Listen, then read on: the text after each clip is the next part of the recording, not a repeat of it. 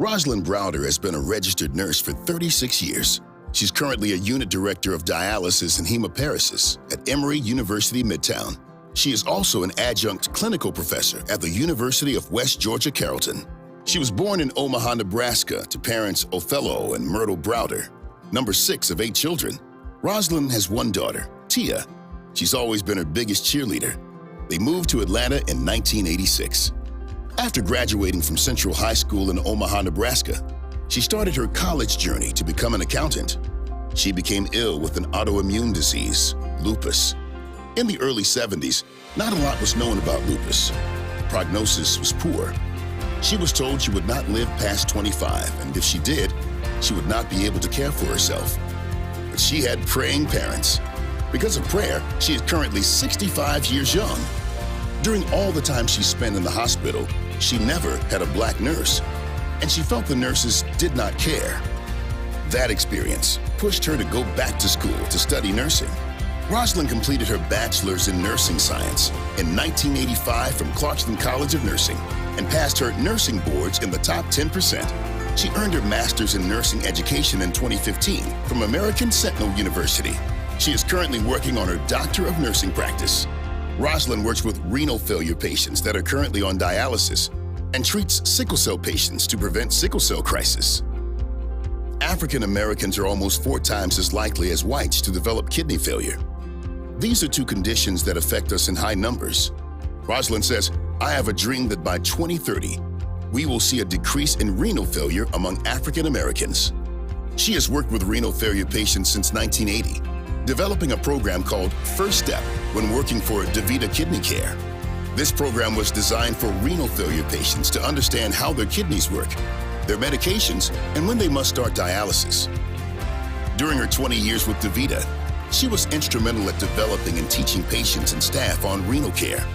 This allowed patients to have an active part of planning their care. In 2005, when Hurricane Katrina hit, DaVita had 60 dialysis centers in Louisiana and surrounding areas. This left thousands of patients with no place to receive their life-saving dialysis treatments. Rosalind headed up the team to get patients on a bus and arrange for their dialysis treatments in Dallas and Houston, Texas. All the displaced dialysis patients, 3,600, were able to receive their dialysis treatments and were provided access to housing. While working at Emory Midtown, a 550-bed hospital, the hospital experienced large numbers of dialysis patients with COVID. Rosalind opened a 12-bed dialysis unit just to treat COVID, while continuing to run the 16-bed non-COVID unit. Rosalind enjoys taking her nursing students to clinical to give them hands-on experience in caring for patients. She shares that it is important that we train our new nurses how to be amazing nurses. 73% of the nursing workforce will be retiring within the next 3 years. The nursing students are our future. Rosalind volunteers with the March of Dimes, teaching prenatal class for young first-time moms. She also works with the quarterly sickle cell blood drive. She honors summa cum laude, Clarkston College of Nursing, Omaha, Nebraska, and Sigma Theta International American Sentinel University, Denver, Colorado, for being a part of her journey. Rosalind states, "I'm an introvert. I do my best work in the background." House of Hope Atlanta, I present to you today's living legend, Rosalind Browder.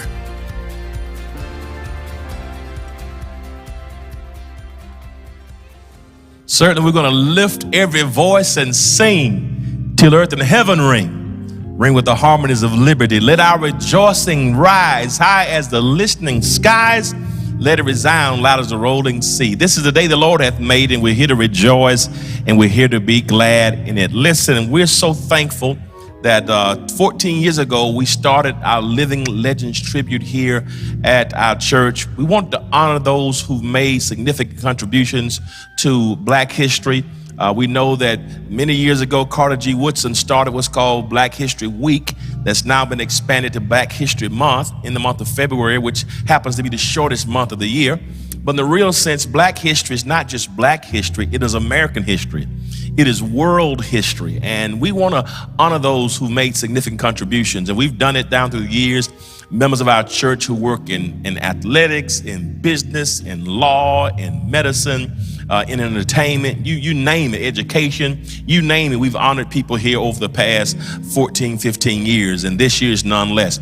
And we want to do something, not just honor people in the history books, those who've served in past time and gone, but also honor those who are making tangible contributions to our community right now. And we're excited. I'm glad you saw that video tribute. We want to honor today for our last Living Legend tribute of 2022, Miss Rosalind Browder. Give her a hand as she comes down. Let's honor Sister Browder. She comes to us now.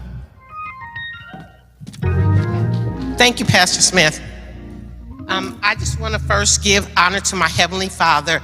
Without him, I'd be nothing. And I want to thank him for this wonderful church family that I have that have kept me going the last 3 years of what we've been going through, the pandemic. Thank you, Pastor Smith. I want to thank your lovely wife, your best half, Lady Andrea. I also want to give a special thanks to Pastor Cross. Pastor Cross has been my rock during this time. I've had COVID 3 times during this pandemic. And I'm still here. But Pastor Cross, she checked on me, she prayed for me. She always knew when to call when I was going through. So I want to thank her so much. And that's really all I really have to say is just thank you, thank you, thank you, because it's such an honor to be honored for something that you were assigned to do in life. And it's also an honor to be honored for something that you love to do, and I love to be a nurse there. So I just want to thank my church family for all. Thank you.